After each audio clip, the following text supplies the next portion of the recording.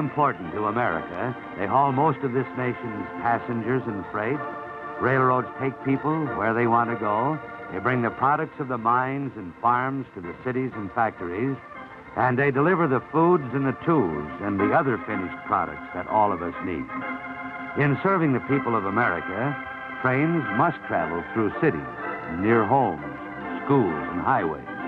We railroad engineers worry when we see boys and girls near the track. We know we just can't stop as quickly as we would like to because our trains are big, heavy. So we try to see as far ahead as possible, and we blow our whistles and ring our bells to keep children safe.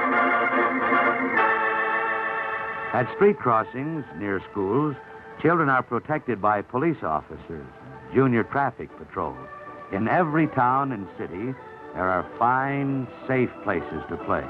There are schoolyards, playgrounds, fields, and parks where children can have fun in perfect safety. But railroad property is a dangerous playground for young people.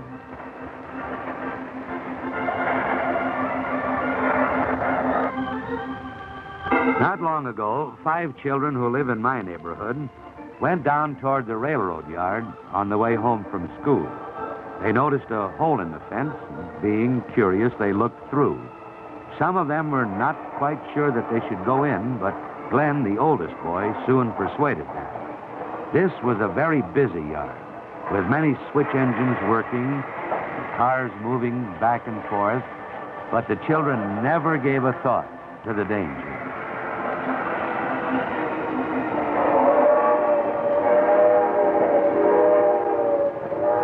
They had a fine old time for themselves. I guess they broke about every railroad safety rule. Glenn and Dennis threw rocks at passing cars, never thinking they might hurt men riding on them. Kathleen and Danny crawled under standing cars without realizing they might suddenly be moved at any time. Pamela walked on slippery rails.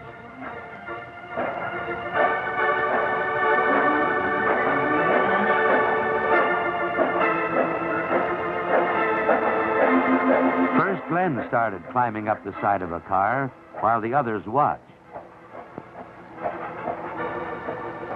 And then Dennis came along.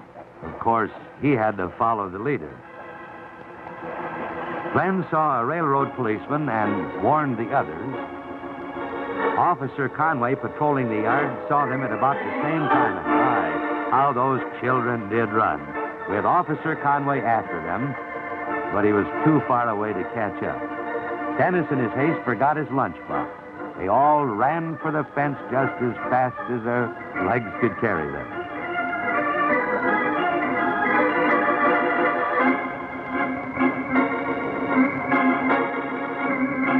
They came through the fence close to where I was standing in the cab of my locomotive, and I had seen the whole thing. First, they looked as though they would run when I called to them, but then they recognized me and stayed. I climbed down from the cab. I took them back to the hole in the fence to show them just how very unsafe a place a railroad yard is to play in. And as we watched, there were cars and engines moving back and forth. Up a little way from where the children had been, some cars were coupled together and started to roll. And there was Dennis's lunchbox right in the path of the rolling cars. As we watched, the cars rolled right over the lunchbox and smashed it to smithereens.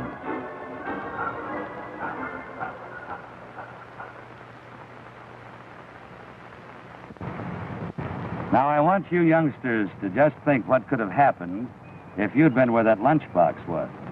Now you can see that Officer Conway was merely trying to save you from danger. And you know, I think that a lot of my gray hair comes from watching you youngsters play on railroad property. I tell you, it's an awful, helpless feeling when suddenly you see a bunch of boys and girls out in front of your engine and you wonder whether or not you're going to have time to stop. You know, I've been railroading for many, many years, and I'd like to tell you some of the things that I remember. One day, a long time ago, young Don Walker decided to take a shortcut across a trestle. He thought it'd be more fun to walk the ties than to take the path where he knew he should have gone. He just started right out across that trestle, never thinking what he would do if a train came along. Now, about the time I was whistling for the tunnel at the other end of the trestle, young Don must have been about a third of the way across. Even halfway across and way up high, Don wasn't much scared. That is, not until he heard my engine coming. And then he ran for it. I saw him, too. I threw on the air, but by the time the heavy train stopped, Don was out of sight.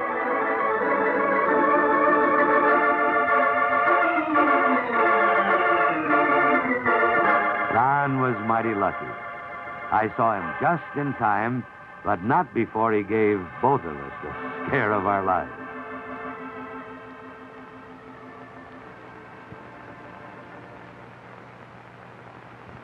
Many switches on the railroad are controlled from a tower some distance away. The rails may close together suddenly, without warning, and with awful force. Railroad men have a safety rule: never step on any switch. I know of one boy who was walking along a rail, and his foot slipped into the switch just as the towerman threw the rope. He was trapped. He couldn't free his injured foot. Luckily, the towerman saw him and threw the switch in front of him just in time to turn an engine that was racing toward him. I tell you, that was a close one. And that boy found out it was no fun to hobble around on crutches while the rest of the fellas were playing.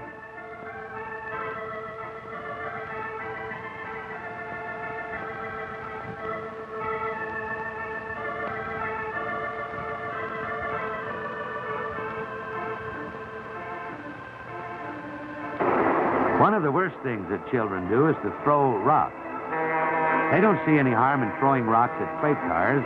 Seems like fun to watch the rocks bounce off. That's bad enough because trainmen may be riding the cars. But some children have thrown rocks at passenger trains and injured people seriously.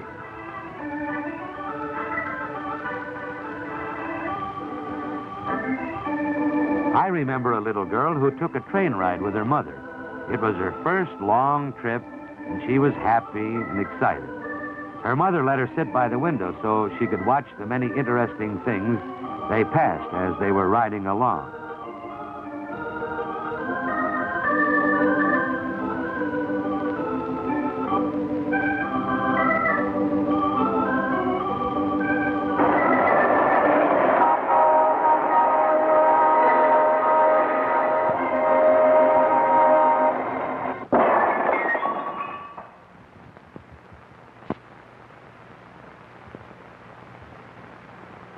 But children aren't the only ones who give me cause to worry.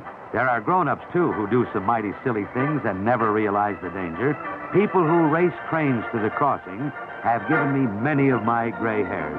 They don't seem to realize that trains move on tracks and can't swerve out of the way, and trains are heavy and cannot stop suddenly.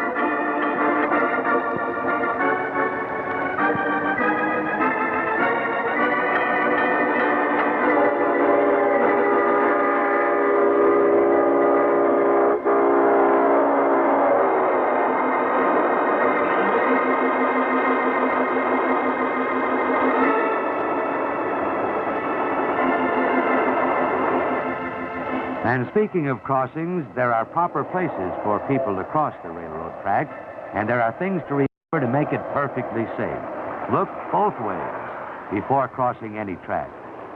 Cross only at regular crossings, obey the warning signs, and when there are flashing lights or wigwags, don't attempt to cross until they come to a complete stop. Never cross tracks immediately behind trains. There may be another coming on the next track.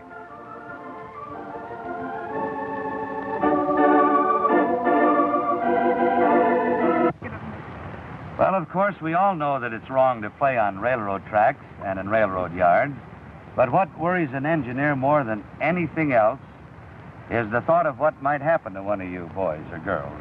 We're so interested in your play that you just forget where you are. You can't see an engine approaching or you can't hear a car. And smaller children, of course, they don't realize the danger. So it's up to you older children to set them a mighty good example and see that they never play on railroad tracks. Now, let's every one of us do every single thing that we can to keep all children from playing on railroad property.